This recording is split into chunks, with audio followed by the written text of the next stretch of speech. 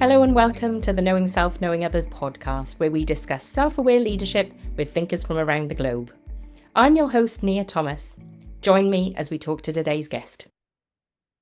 I'm thrilled to welcome Jean Larkin to the show today. She is an expert in leadership development and employee engagement and co-founder of Octopy. Now, you may remember Matt Dunsmore, who joined me on the show a few episodes ago. Well, Matt is Jean's co-founder. Jean has dedicated her career to helping leaders navigate the complexities of today's fast-paced and competitive job market. With turnover rates on the rise and employee expectations higher than ever, her mission is to help businesses not just survive but thrive by creating human-focused workplaces where engagement flourishes and growth is sustainable. Through her work at Octopy, Jean has guided countless leaders to build cohesive, high-performing teams that really deliver results. So if you're struggling with generic engagement strategies or ineffective leadership workshops or uninspiring team building exercises, then this episode is for you. Jean's innovative approach really cuts through the noise to help leaders foster a culture of growth, to boost morale and transform their leadership approach. Jean, it's lovely to have you here. Thank you so much, Nia. I really appreciate the thoughtful intro. So tell us a little bit about yourself and your career journey. That's a great question. So I'm originally from the US. I have been in Europe for about 10 years now. I, like a lot of people, studied one thing, was curious, kind of meandered through different experiences earlier in my career. And what I saw was a lot of well-intentioned people really struggling to have thoughtful and meaningful impact as a leader, right? Like thriving as an IC, but struggling when they got to management, or really just kind of copying, pasting things they had seen and the ramifications of that. And I'm intensely curious. And so I started to kind of dive and explore and read everything I could and figure out if there's a better way. And I met Matt along that journey, and we kind of started dreaming up what that might look like. And that led me to co-found Octopy with him. Amazing. Now, you said you've been in Europe. Tell us about that. How was that transition from the US to Europe, and how did that really help you get to know yourself better? Yeah. So I'm the youngest of 9 kids. Grew up in a big family, very competitive, a lot of similarities, a lot of differences. And I had kind of had a clear path. I knew what I wanted to do was going to be this specific thing. But I also always liked a challenge. And I had a teacher tell me that you shouldn't really study abroad for a year based on what you're studying. You should do this, that, and the other thing. And I thought, well, I want to be different. So I added a major and studied abroad in Spain my junior year of school. 2 different cities, 2 different programs, traveled through the middle, and everything changed. That kind of crystal clear future I saw for myself disappeared. It took me a while to admit it to myself and even to my family. I said to them, oh, I'm just going to go to Spain for a little while. I'll become fluent in Spanish and I'll go back on my, regular planned track. But the truth was, it had caught me. I had never been in a place that was quite like Spain culturally. They warn US students who are going to study abroad about culture shock. But I had more of the reverse culture shock of, wow, this feels right. And when I went back to the States, I was like, this feels like it's missing. And so I looked for a way to get back to Spain. And I think that having everything be different, right? Different culture, different continent, different language, you better understand yourself, because there is no normal. There's no expectation. There's no, well, this is how everyone else does it. And so you really have the space in the container to get to know who you really are, who you are in different contexts with the challenges, and build your own path, which I really loved. That's interesting. I lived in Japan for the 3rd year of my university degree, and that self-reliance that you have to develop, it's something that you quickly learn that you need, but actually it does help you work out who you are, what you want to do, what you don't want to do, most definitely. Mm-hmm. So how do you now work? Because you work hybrid, you work across the globe, you work in different places. But if Spain is home, how do you then translate that into a global workforce, a global company, and all the things that you do with leaders? So for me, a distributed team is a baseline necessity for the work that I do. I've been lucky enough to work on teams and lead teams that are multinational, that are across the Americas, Europe, Asia, et cetera, and really have learned to leverage the power of remote work, asynchronous work, right? Different platforms like this to talk to people, and then The reality is most of the work that Matt and I do, we have to, separate over 8 hours. He's in Colorado most of the time, and I am in Spain. Of course, I come to the States so we can do some work together. He's also come to Europe. So there is a little bit of that movement internally as a company. And then as well, we travel to events. So, for example, we have a, workshop coming up that is going to be in Colorado or Houston, et cetera. And we will go on site for those. But I find that the fact that I've had so much experience in multiple countries and with remote teams, it allows us to really provide the same level of high quality event fully virtually. So we also offer that option to be able to work with leaders regardless of where they are and without having to fly to each other, which is a really great way to get started.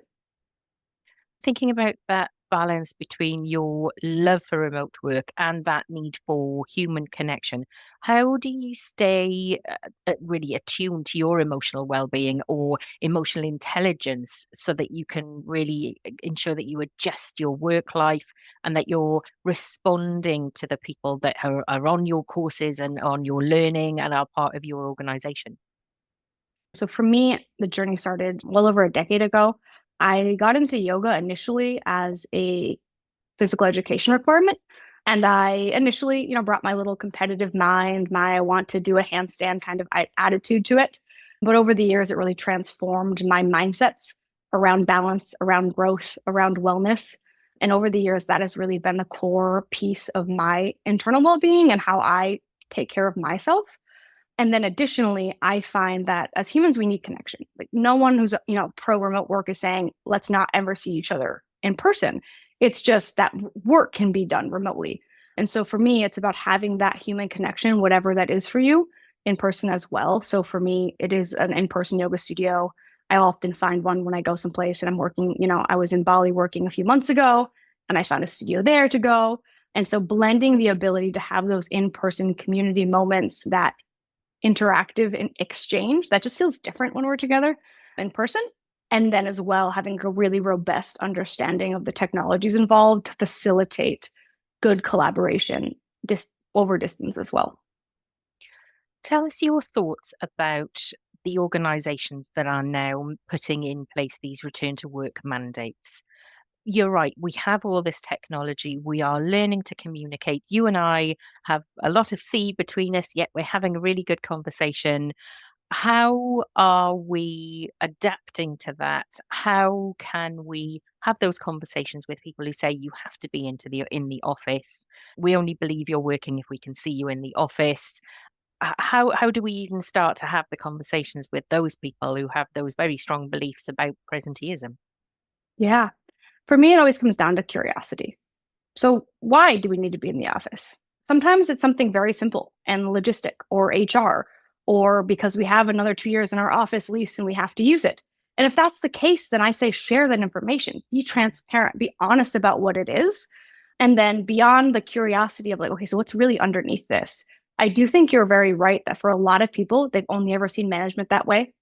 They don't have the training or the understanding of how to directly translate or be flexible enough to adapt to remote or entirely hybrid of some, well, either entirely remote or hybrid work options. And that's not new for remote work. I mean, if we think about the evolution of the workplace over the last 50 years, from cubicles to open office to lots of distractions to more Zen spaces to the soundtracks we play to co-working spaces. I mean, we had changed what our workplace looks like for a very long time. And during each of those changes, we've had to learn how to manage in the new circumstance, the new setting. But I think it gets back to what I said at the beginning. You might be a very talented IC, but without the proper training, right? Without the proper professional development, you might struggle to manage. And just because you are a very successful manager in person, if you don't have the right training, you're going to struggle managing a fully remote team or a hybrid team. And so I do think whatever we decide, it needs to be values aligned. It should absolutely be influenced by our employees. If we're not talking to them, we're doing ourselves a disservice. And then ultimately, we need to continue to train and invest in professional development and how to make the best of whatever environment we're choosing. Because I do wholeheartedly believe we can build deeply collaborative, well-connected environments that are remote where we do have a strong relationship, but it takes a different skill set and intentionality when we do it virtually than it did in the office. Yeah, I think that's right. You talk about yourself as a digital nomad, and you've also talked about the fact that you moved from America to Spain. How have those things really shaped your leadership style and I suppose your self-awareness and how you guide others? Yeah. For me, having the space to see other ways, I think people undervalue this little fact about travel. Yeah. Simply witnessing the existence of a different way of doing something opens your mind up to that across the board, right? When I studied abroad, for example, I saw very different ways of teaching I had never seen before. I saw different ways of grading. And I had, in my mind, it wasn't just, oh, this is another way. There's many ways. And so when I turned around and I did teach for a while, I didn't have just one assumed default that I continued. I explored what options were out there and picked the one that was best aligned. And so I think for me, having traveled to lots of continents, met lots of workers from different countries, different size companies, right? Whether they're solopreneurs, whether they run small agencies, whether they're from giant, companies like Google, and hearing kind of what their experiences are, having those interactions with people, it helps me realize just how big our toolbox really is and help leaders stand back from like maybe this is the slice that they can see and let's zoom out and think let's pull from the whole toolbox. Let's not just default to this because this is how it's always done. My background is San Francisco, so we have to do it this way. No, we don't. Maybe 9 out of our 10 competitors do, but it doesn't mean we have to, right? It gives us space to kind of get curious and be intentional and really make values guided decisions rather than default to what we think is normal. I think I was listening to possibly a director of education from one of the Scandinavian countries, Mhm. and he was really advocating for young people to take that gap year and to travel so that they could see different parts of the world, experience different cultures, different Yeah. ways of doing things, which is exactly what you're saying. So, is that something that you advocate for leaders? Is giving them the opportunity to go to visit other countries, see how other people do things, just as a learning opportunity? Yeah, as a lifelong learner and a former teacher and somebody who loved to study abroad, I think, especially in the educational years of our lives, traveling abroad is deeply impactful in more ways than we often realize in the moments. And then ultimately for leaders, at the end of the day, we're adults. I think sometimes I see these policies and it's like, this is more rigid than, how principals of elementary schools or primary schools run things. I think we need to remember that these are adults. And so while for me, I may love to work from Bali, I know my sister would not. And so there's not one right path, I think, once we become adults. But I do think making sure there's options and you have that flexibility for your employees is essential to keeping them happy, engaged, and really interactive and proud to be part of your company. I think when we start mandating, oh, you have to do this, or we're going to pull you all back, and we start taking away too much of their autonomy, even the most formally loyal employees will start to look elsewhere. Yeah, I think that's a challenge that I don't think all of the organizations that are calling people back have really grasped yet, that people will Yeah. simply choose with their feet. Yeah. And I have a lot of people in my network that are fully remote companies. And I can tell you over the last, 6 months, especially, but as we see the RTOs or the return to offices be published, we are seeing highly talented long-term employees of these companies actively looking for new work. And they're just very simple. My company has an RTO and I do not want to go back to the office. And that is the only reason they're looking for new roles. And they will maybe not find one quicker than the mandated return to office date, but they will find one and they will leave. And so it may take a little while. There may be a lag, but I do think there is going to be an exodus from those companies that will maybe be the learning they need before they adopt a more flexible policy that invites, that long-term relationship with their employees. Yeah, and I think that the loss of cognitive diversity, it may take a little while to trickle through to Mm. the organization, but I think it will be real because I think people will be of a particular type of person who wants to be in an organization 5 days a week next to Mhm. other human beings and need Yeah. that kind of connection. And I worry about what that means for organizations. Mhm. I'm interested to know more about your thoughts on remote work, on people's sense of connection and loneliness, because I know that the outgoing Surgeon General, Vivek Murthy, has talked a lot about loneliness. What are your sense of how that is working in terms of if people are fully remote, how are they ensuring that they do not fall into that trap of becoming quite lonely and isolated? Yeah, that's a really important question. The loneliness epidemic cannot be understated in importance. Unfortunately, when he first published, his findings on the loneliness epidemic in the United States, we were maybe a little hopeful that things would change. And his parting prescription to me was very clear that he doesn't think we've made the changes necessary. And I think if you take the time to read it, which I highly recommend going through, it's an easy, delightful read, and I think it has some great nuggets in there. What we're realizing, it's not really about remote work or not. If you look at the demographics that most significantly shift whether or not someone is, feeling extremely lonely, whether someone's feeling isolated and disconnected, it's not even from their colleagues. It's not mostly impacted by remote work or not. It's impacted by the quality of their management. It's impacted whether if they've had meaningful feedback in the last week. It's impacted on whether or not they feel that they have a friend at work. It's impacted by their age, where they live, and a lot of other factors. And I think why it's easy to say, oh, well, if you work remotely from home and you're in a silent office, you're isolated and that must be it. I think a lot of people have looked at remote work and then the loneliness epidemic as like, oh, they're directly related. And I don't think I have yet to see any indication that that is the reason or the direct correlation. I have remote working friends who are some of the most deeply embedded in their communities, whether it's traveling nomads or in a local spot, who are deeply embedded in their communities. It is simply that they like the freedom to, commute less, or they like the silence of an office to get more focus work done. You mentioned cognitive diversity, whether we get to the place or not that I dream of in which we realize there is not one normal brain and then everyone else is neurodivergent, but we're all just very different humans with different brains. We have to accept the reality that for some of us, once we got to work from a home office without the constant distractions, without the noises and all the other things, we found we were far more productive.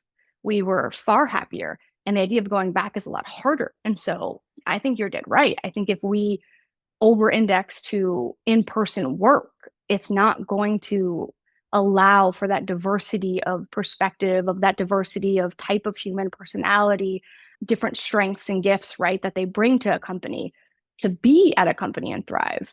I had 2 major hip surgeries in 2023, and I couldn't stand or walk correctly for over 2 years. If I had had an in-person job, or if I had a company that had an RTO, I would have had to quit. I was incapable of physically getting to an office and sitting there for 8 hours a day. But I was very capable of getting great work done, and having the ability to do great work, even when I was in bed or in between physical therapy sessions, was essential for my well-being and my emotional well-being, to have that ability to work. And so I think it's very easy to forget these examples when people talk about RTOs, but for millions and millions of people globally, whether they're caring for children, elderly parents, whether they have a disability that's long-term or short-term, remote and flexible work give them and empower them to be active participants in our economy and in our world in a way that they won't have if we turn our backs on remote work.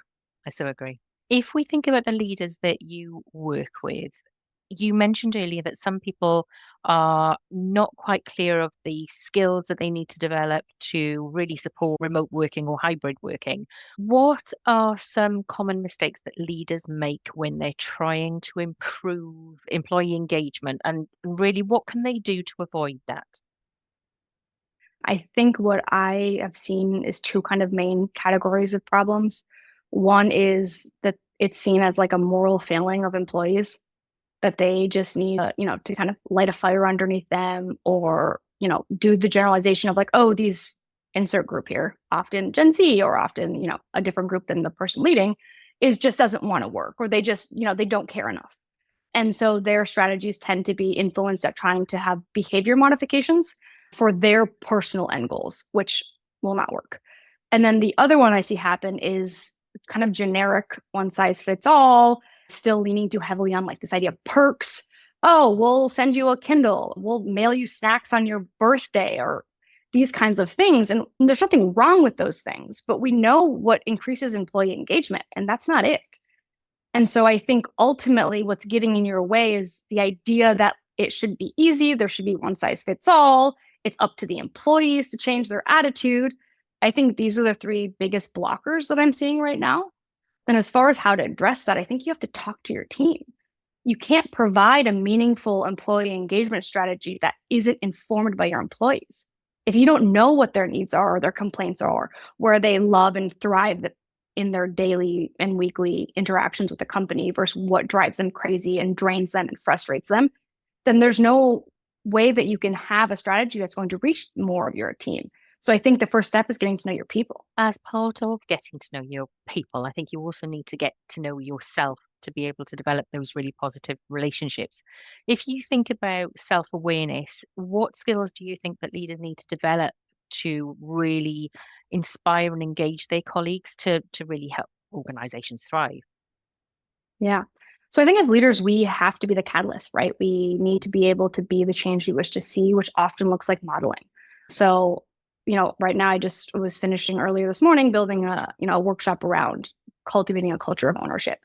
And the truth is, like, the work always starts with you. So if I want an employee on my team to better respond to a hard feedback conversation and need for accountability, I have to be willing to raise my hand and say, and this is my part, and let it and empower it to be in a bi-directional conversation. I know that I wasn't clear enough about some of the specs. I could have done this other thing to set you better up for success. Or I fully appreciate that we had a few extra asks thrown on our team this week that kind of adjusted our timings. And I appreciate all of this. What I also see is this. What am I missing? Help me fill in the gap. Do you see something else that I could do better to set you up for success in the future? If I'm willing to model accountability, then it's easier and more manageable for your team to do it as well. But I find the problem often, right, is like, I want this from you, but you don't need to expect that from me. I want you to be held accountable, but don't call me out for not doing my part. I think that hypocrisy will always lead to shutting down the conversation instead of empowering a culture in which we can learn and be better together. I developed a self-aware leadership compass, and the seventh direction is behavior, which is about behavior modeling. And the number of conversations that I have with people about the fact that the leader has to go first. You have to model the behavior you want to see, and you have to put those organizational standards in place by the way you act, the way you behave, the way you communicate within your organization. So absolutely modeling behavior. I'm right behind you there. If we think about leaders in this really competitive market right now, how can leaders foster this culture of growth and high performing teams in this really competitive market? What do they need to do to stand out, to be different, to really help organizations grow? Yeah. It's a really phenomenal question. I think ultimately, when we look at most HR policies, most leadership development trainings, right, most engagement strategies, they're all about that, right? How can we be the best we want to be? And I think it all comes down to stronger relationships. So we talk a lot about human-focused leadership. It's what we do at Octopy. And ultimately, I find that the best way to build stronger teams, right, to cultivate a culture of insert your values here, right, whether that is more autonomy or whether that's creativity, is to work in it together. I don't think leaders' role in this is just to inspire or get their individual contributors to grow and learn. I think it starts with them. So creating a culture of learning and growth starts with everyone on the team. It's not something that I assign out, right? It's something that informs our budget. It's something that informs how we schedule our weeks and months. It's something that's going to inform how we build an offsite, right? And whether that is industry specific learning that we do, whether that's a book club that we start in our team, what we really need to do as leaders is walk the walk, as we were just talking about, right? Like, I need to be willing to learn and grow and invite others to do as well, so we can have a full culture of it. And it's not something that, like, I'm kind of forcing down other people's throats. It's something that I'm enjoying doing, that I want other people to come along with, that I want a culture, right, of people who are excited, who are curious, who have a growth mindset, whether it is work product specific, industry specific, or just general learning. I think crossing all of those boards with, our policies and our behavior can be really impactful to have a truly growth minded team and kind of cultivate that highly productive, learning, growing, innovative team that we're all love to be part of. Where do you think that this kind of remote work, this connected working, digital nomadism, where do you think it's going to be in the next 3 years, in the next 5 years? And we have to think about AI as part of that because it's coming whether we like it or not. Absolutely. I think that we'll always have people who, in moments of their life, will want to travel more, who will want to be, able to work and explore the world. And so I don't think nomadism or digital, workers are going to change. If anything, I think the influence of Europe, when you see the digital nomad visas that countries like Spain are rolling out, I think if anything, we're incentivizing talented high performers from around the world to choose where they base. And what I'm hoping this brings is more of a slow digital nomadism, right? Whether instead of every week or every month we're traveling, maybe I spend 6 months in Spain and then, 6 in France. Maybe I know my company wants to expand into the German market, so I'll spend 4 months there and I'll, work on my German. These things can go hand in hand with personal and professional development goals. And I'm biased because I'm a bit of a sustainability geek that I think slower and longer stays are my preference. But we'll see how that goes. I do think we have hubs that are shifting with that. And then with remote work, I think, especially as we have more automated and automated tasks, and there's more of kind of the tedious, monotonous stuff that we don't really love doing is covered with AI and other options. I think the human element is where we're going to thrive. So whether you're in person, whether you're hybrid, whether you're fully remote, AI is not human. It's incredibly intelligent. It offers amazing solutions. It's going to think differently than us. It's going to hopefully, help in a lot of positive ways, revolutionize medicine and options.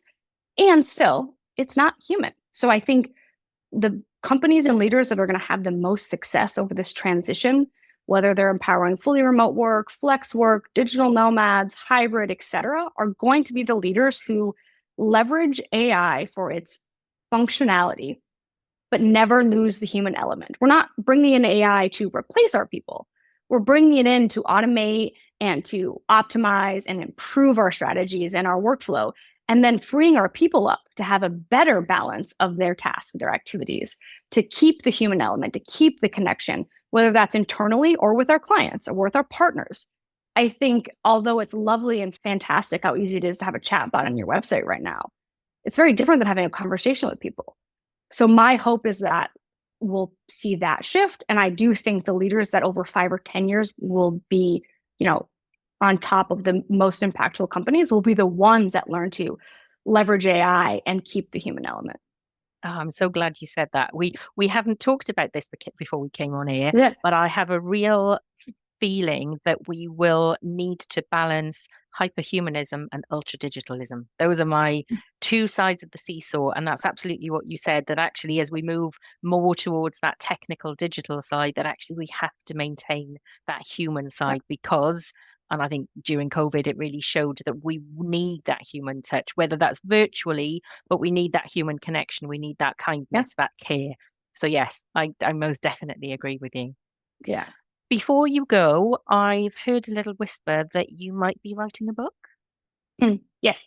Tell us a bit more about your book. Well, the book is called The 5 Embodiments, a guide to human-focused leadership, stronger relationships in a workplace that doesn't suck. And it's, we laughed. We kind of hemmed and hawed a little bit about if that ending would make it. But it's ultimately a book about how you can use some core principles with all of your relationships, but specifically as a human-focused leader to strengthen the relationships you have on your team, not just you to an employee, but the other ICs towards each other as a team, et cetera. More intentionally cultivate the culture that you wish to have and really transform, what could be an 8 hours of just draining or exhausting or overworking to an 8 hours of thriving and feeling fulfilled and feeling excited. Ultimately, Matt and I spend a lot of time thinking about what the world would look like if the majority of us were fulfilled by work, not in spite of it, and what we can do to help kind of move that needle. And the work we do at Octopy is ultimately, it's a lot of the business stuff. It's a lot of working with big companies, et cetera. And we wanted to figure out how we could distill it down to help any individual leader or inspiring leader of how to kind of tackle some of these things head on. So I guess that's kind of high level. When will your book be released? Early in 2025. We're still finalizing some details with the printer, so I'll let you know. So we can put it under the podcast notes when it's official, but soon. Amazing. Jean, it's been really good having a conversation with you. I'm glad that we finally managed to get together and have this conversation, because I think we put it off and life has just got in the way. So it's really good that we've managed to come together. Really enjoyed the conversation. Really look forward to your book being published, because I have a feeling that we will have a lot of similarities between self-awareness and connection and that human-centered leadership. But for now, Jean Larkin, it's been a pleasure. Thank you so much, Nia. Thank you for joining me on today's episode, where we aim to develop self-aware leaders around the globe to generate kinder, more respectful and creative working relationships through reflection, recognition and regulation. Head over to my website at knowingselfknowingothers.co.uk to sign up to my newsletter to keep up to date with my blog, podcast and book. Looking forward to having you on my learning journey.